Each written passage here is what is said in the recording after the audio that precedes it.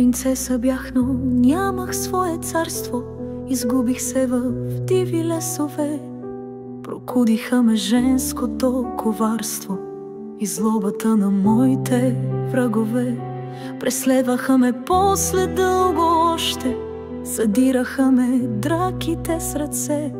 Осъмвах в непрогледно дълги нощи, с обляно от сълзите ми лице.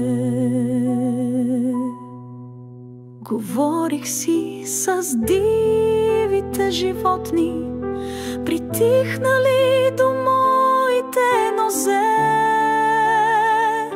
Какво ли да поискам от живота, той всичко и ми даде и ми взе.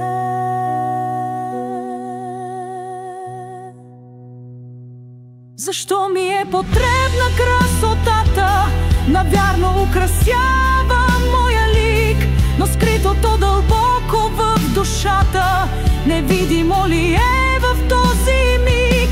Косите си заплитах в остри тръни, главата ми окичили свенец, а болката прорязваше ума ми, преследваше ме страшният ловец. И знаех вече приказката стара, но нямаше го принца този път. Джуджетата се трудят и навярно по други планини сега вървят. Къде си, принце? Знай, че съм принцеса, изгубена в тъмната гора. Но срещнах него, влюбих се в ловеца. Любов ли е това или съдба? Говорих си с дивите животни, притихнали до моите нозе.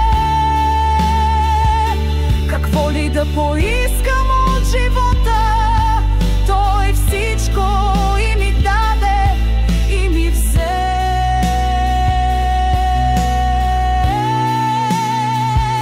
Защо ми е потребна красотата? Навярно украсява моя лик, но скритото дълбоко в душата невидимо ли е в този миг?